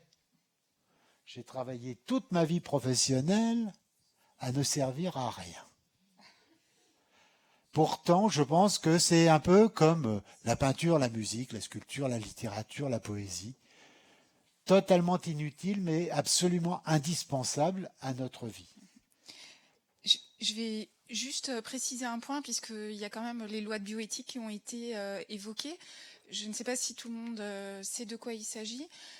Donc les lois de bioéthique sont des lois un petit peu particulières en France. Elles sont apparues il y a quelque temps déjà, en 1994. C'était au moment où on a vu le premier clonage avec la brebis Dolly, si vous vous en souvenez. Ce sont des lois qui fixent un cadre. Alors effectivement, on tombe dans le droit et on n'est plus vraiment dans le débat. Toujours est-il que normalement, ces lois sont écrites après des débats dans la société française avec l'ensemble des citoyens. Donc il y a eu plusieurs révisions de ces lois de bioéthique. Ça fait partie de la particularité de ces lois, c'est-à-dire que comme les progrès, les connaissances scientifiques évoluent, comme la société, elle aussi, évolue, eh bien, le législateur a prévu que ces lois soient régulièrement révisées pour justement s'adapter au nouveau contexte. Donc il y a eu des révisions à différents moments, notamment en 2011 pour la dernière. Et vous en avez certainement entendu parler. Il y a 2 ans, le gouvernement a lancé des états généraux de la bioéthique. Les REG y a participé. Nous avons fait de nombreux débats. Et donc c'est suite à ça. Alors il y a eu tout un tas de travaux. Le CCNE lui-même a fait un rapport, a ensuite produit un avis. Il y a un office parlementaire d'évaluation des choix scientifiques et techniques qui a lui aussi produit un rapport. Enfin, vous voyez, des tonnes de rapports. Suite à ça, le ministère a fait donc son projet de loi. Ça, c'était il y a plus d'1 an. Ce projet de loi a déjà été débattu à l'Assemblée nationale, c'était à l'automne. Donc, ce dont vous avez parlé, c'est ce qui résulte de ce débat sur ce projet de loi. Et vous en avez peut-être entendu parler, depuis une semaine, ce texte est étudié par le Sénat. Et donc, petit à petit, les articles sont votés, amendés, refusés, etc. Donc, pour l'instant, la loi de bioéthique la dernière révision n'est pas encore votée. C'est en cours, c'est en discussion. Voilà. Donc, si vous voulez, effectivement, les grandes lignes ont été définies pour cette révision, mais il n'y a encore rien qui est voté. Voilà. Alors, oui. Je vais vous donner le micro. Je voulais juste vous poser la question. Le génome idéal, a priori, ne pourra pas avoir lieu puisque le milieu influence sur l'épigénétique qui elle-même évolue et influence la génétique. Donc, jamais on n'arrivera à avoir un génome idéal. De toute façon, On vit dans une nature, et Oui, donc mais on même- est même- tributaire de la nature. Oui, absolument. Ça, c'est un niveau de complexité supplémentaire qui fait qu'effectivement, nous ne pouvons pas être déterminés totalement même par notre génome personnel, qui pour autant que j'en sache quelque chose, mon génome est idéal puisque c'est le mien. Mais non, mais il m'est idéal à moi, avec tous ses défauts, avec tous ses problèmes. C'est pour ça que le CCNE disait un idéal génomique n'existe pas. De toute façon, ça ne peut pas exister, sans même faire appel aux relations entre le génome et le milieu dans lequel il évolue, il vit. Toute cette épigénétique dont vous parlez, qui est, je vous dis, un niveau de complexité encore supplémentaire. Mais c'est simplement le fait que, puisque nous avons tous des génomes différents, il faudrait un sacré dictateur pour effectivement dire « mon génome, c'est le meilleur ». Le mien doit servir d'étalon, de gold standard. Vous imaginez un petit peu la tête qu'il faut avoir? Non, ça n'a pas de sens en fait. Ce qui est intéressant, et d'ailleurs une des choses, moi j'avais été ravi, parce que comme je suis vieux, j'ai travaillé sur le génome avant le séquençage, et lorsque le projet de la Human Genome Organization, HUGO, qui a abouti à cette séquence, cette première séquence d'ADN, il y avait des réunions qui se faisaient, auxquelles je participais. Moi, je me rappelle, j'étais le spécialiste international du chromosome 11 humain. Ça me faisait, sur la carte de visite, ça fait très bien. Et je participais donc à des réunions, et on avait eu une réunion fantastique en Sardaigne, je crois, dans laquelle on était tous tombés évidemment d'accord sur le fait que la séquence d'un ADN humain n'avait aucun intérêt, que ce qui était réellement intéressant, c'était de pouvoir comparer, et idéalement comparer des milliers, voire des millions de séquences d'ADN. Parce que la diversité est une richesse, une donnée scientifique, mais aussi une richesse absolument phénoménale, et qui nous apprend beaucoup plus sur le fonctionnement de l'humain que d'essayer de regarder une simple séquence. La première, en plus, c'était un mélange de l'ADN de 7 ou 8 personnes, dans lesquelles il y avait des Afro-Américains, des Asiatiques, voilà, pour mélanger le plus possible, pour qu'on puisse avoir une espèce. Certains pensaient qu'ils allaient établir la séquence de référence par rapport à quoi? Oui, on peut dire c'est une référence. Mais bien comprendre que cette référence n'a aucune valeur en elle-même. Cette référence n'est qu'un point dans l'espace. Voilà. Donc, la notion d'ADN normal ou d'idéal génomique, il faut l'oublier complètement. Si nous comparons, j'en discutais avec un ami hier soir au restaurant, en marge des assises de génétique humaine, à Tours, et si on fait la séquence rien que des gènes qu'on connaît, voilà, ce qu'on appelle l'exome, peu importe, c'est les mots. Entre deux personnes, on va se rendre compte qu'il y a des centaines de différences.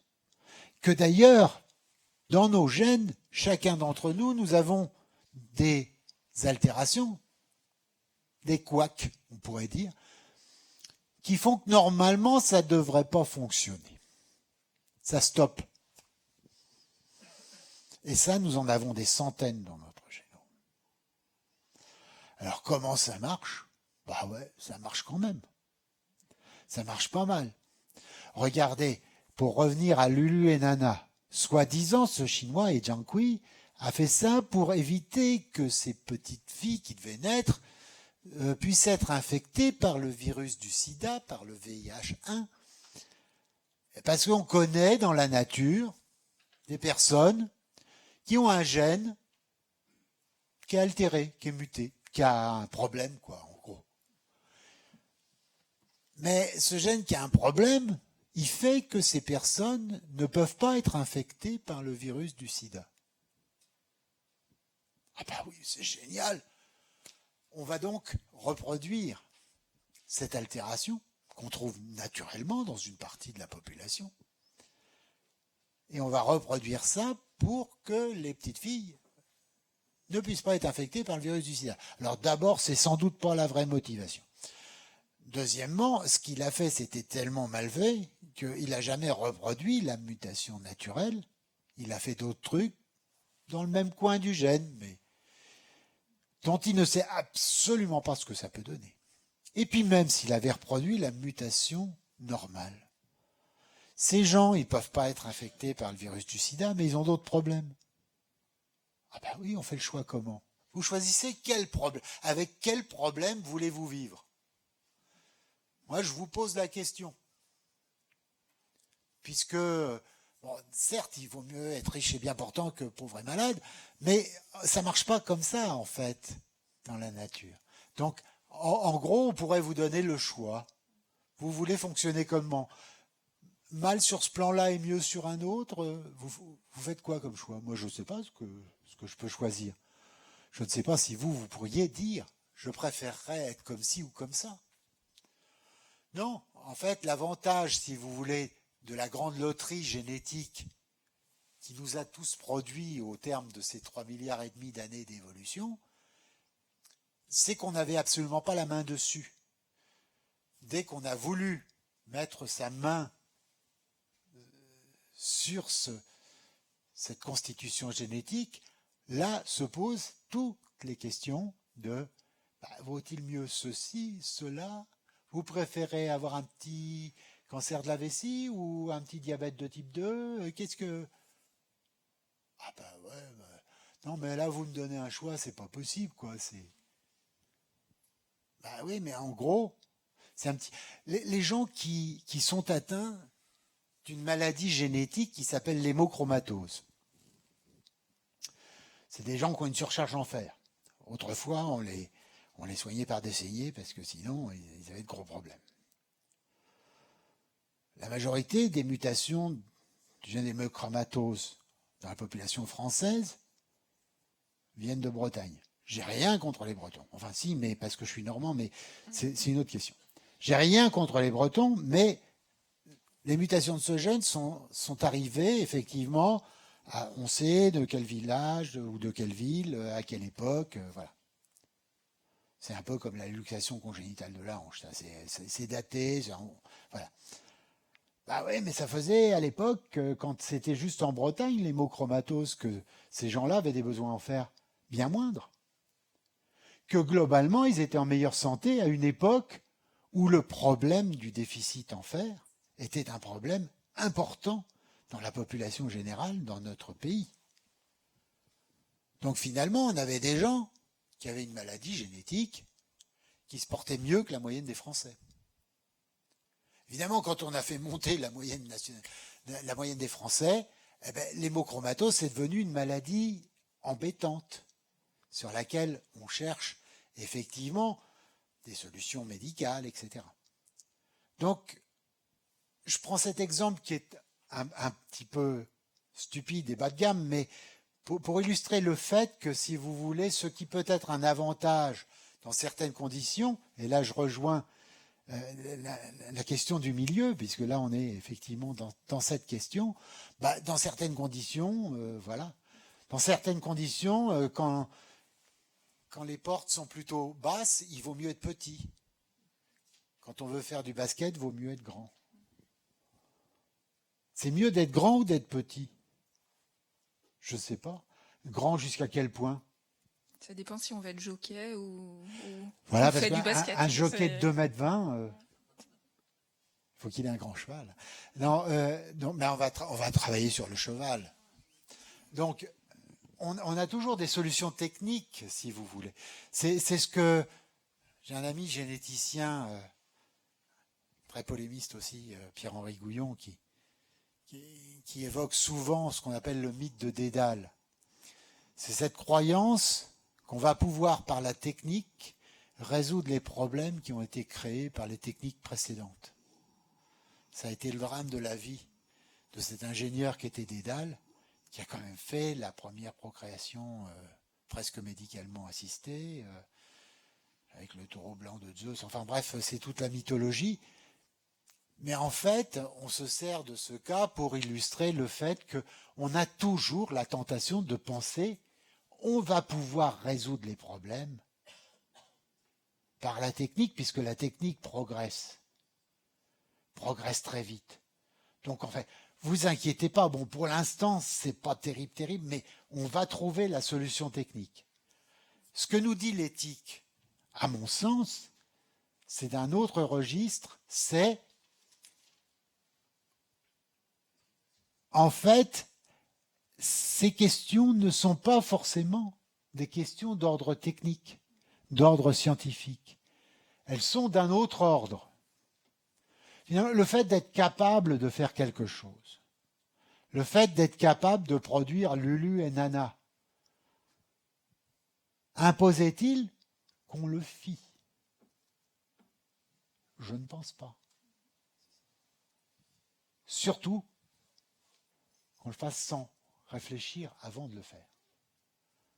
La réflexion, c'est quand même ce qu'on a de mieux en nous, quoi. On est quand même capable, si on veut, réfléchir. Alors parfois, ça tourne un peu en rond, c'est compliqué, on a du mal, mais justement, c'est pour ça que c'est intéressant d'en parler les uns avec les autres. À titre d'anecdote, je peux vous raconter une petite histoire. Donc, il y a 2 ans, quand on faisait les états généraux de la bioéthique, en Alsace, on avait organisé plusieurs débats avec différents groupes de personnes. Et je me souviens d'une soirée où on parlait un petit peu alors sans toutes les connaissances en génétique, mais de médecine prédictive ou génomique, c'est ce que vous aviez dit tout à l'heure. Est-ce que on fait un séquençage de votre ADN et on va dire, voilà, vous avez tant de probabilité de développer telle ou telle maladie ou telle autre. Bon. Et on était allé de plus en plus dans la science-fiction, mais qui finalement n'en est pas tant que ça. C'est-à-dire qu'il y avait un petit groupe d'étudiants et finalement on en était arrivé à la question, si un jour on arrive à faire enfin, je veux dire vraiment pour un bas coût, le séquençage de tout le monde, et que ça devient quasiment la norme, une habitude, comment la sécurité sociale devrait-elle réagir? C'est-à-dire, est-ce que finalement on pourrait, par exemple, imaginer une prise en charge différenciée selon le profil génétique? Pourquoi pas, hein? Parce que si on sait que certaines personnes ont plus de prédisposition à devenir malades, est-ce que finalement, comme on sait qu'elles vont, entre guillemets, coûter cher à la société, elles devraient contribuer plus au financement de la sécurité sociale?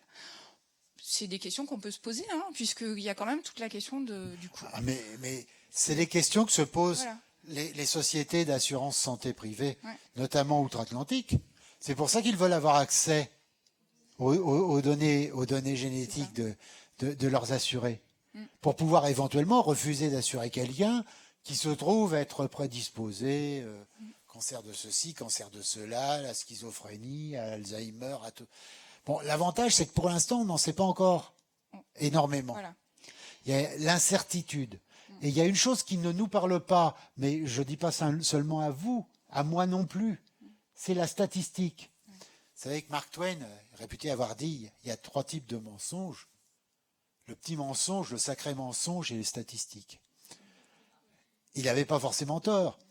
Les statistiques ne nous parlent pas à un niveau individuel. C'est ça que je reproche le plus à ces soi-disant prédictions génétiques sur notre état de santé futur.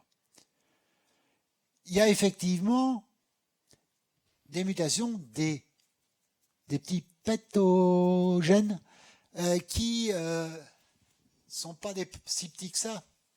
C'est vrai que si vous héritez du mauvais allèle du gène pour la maladie de Huntington, oui, c'est quasiment 100% là. Sans doute pas 100%, mais quasiment 100%. Si vous avez le mauvais gène, vous développerez la maladie entre 40 et 50 ans. Vous serez mort avant 8-10 ans et dans des souffrances considérables. Bon, pas enthousiasmant mon truc. Par contre, vous avez une mutation BRCA1 gène dont certaines mutations prédisposent à l'apparition de cancer du sein. Là, ça ne marche pas à 100%. Et puis, suivant le type de mutation, et puis tout ce qu'il y a autour du gène BRCA1, eh bien, vous aurez un risque plus ou moins grand de développer plus ou moins précocement la maladie. Mais ça ne sera pas absolu.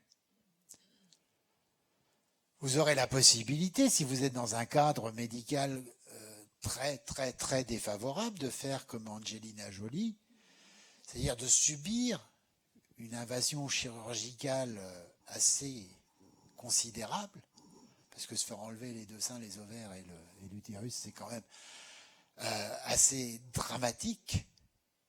Mais elle est passée effectivement d'un niveau où elle avait quand même à peu près 95 chances sur 100 de mourir d'un cancer, soit un carcinome ovarien, soit un carcinome mammaire, avant l'âge de 60 ans, puisque dans sa famille, c'était manifestement ce qui se passait, puisqu'elle avait perdu mère, tante, etc., de la maladie.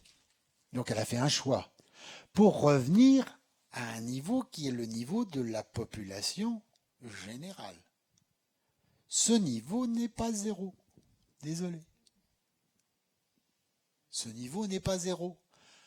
Donc on ne peut pas dire vous avez pas de mutation dans BRCA1, donc vous n'avez pas de risque de développer un cancer du sein. Bah non.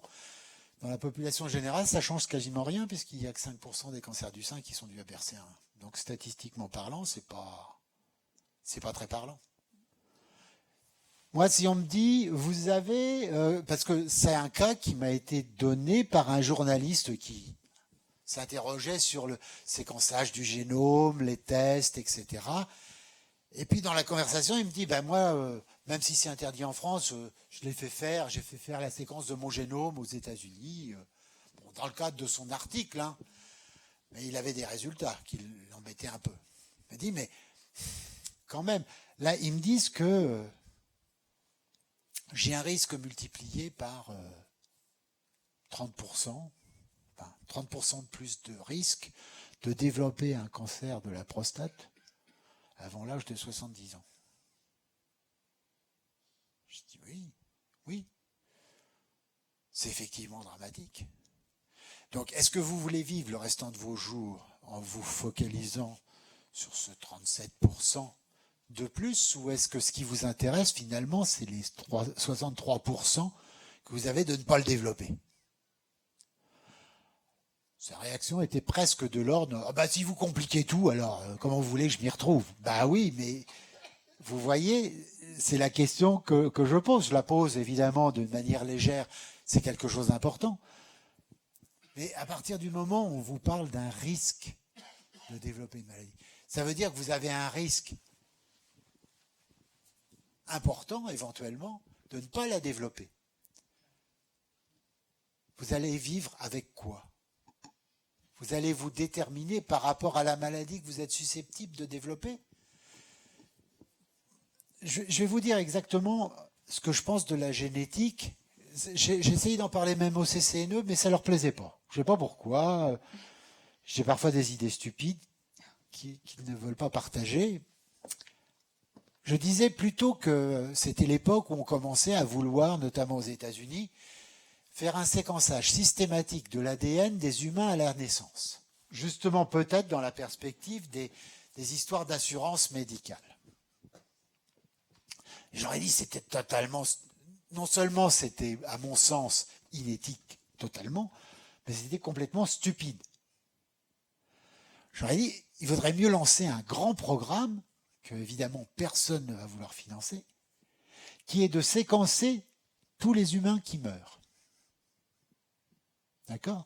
Parce que une fois qu'on meurt, une fois que c'est fini, on sait de quoi on est mort, on sait finalement à peu près ce qu'on a eu au cours de sa vie, on a un dossier médical, et finalement on va pouvoir analyser la séquence de notre ADN à la lumière de ce qu'on a vécu et de ce qui nous a emporté. Évidemment, si on s'est fait renverser par un bus, c'est pas très génétique, mais... Et donc, on pourrait avoir une mine d'informations sur des corrélations éventuellement possibles.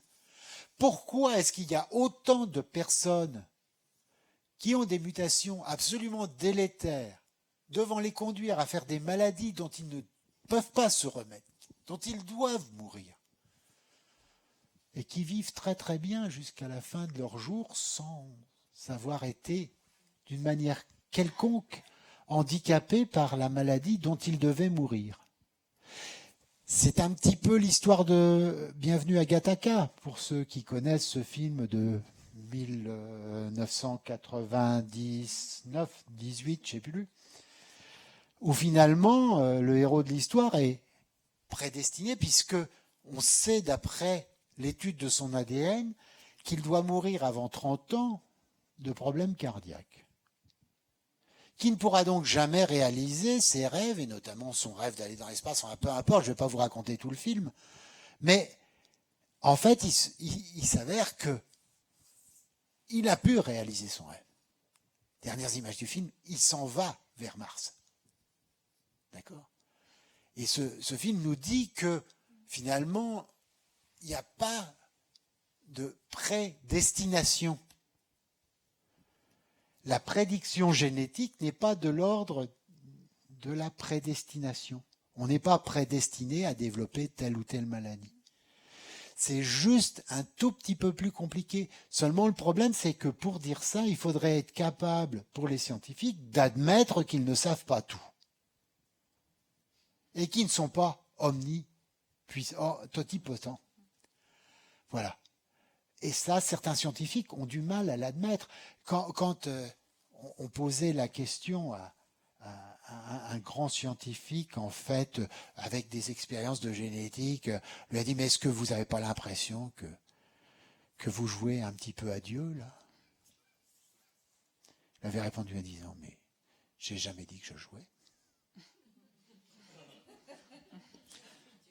C'est un collègue, j'ai honte à le dire, mais collègue américain, c'est impressionnant. Mais on est tellement dans notre truc, on s'imagine des choses.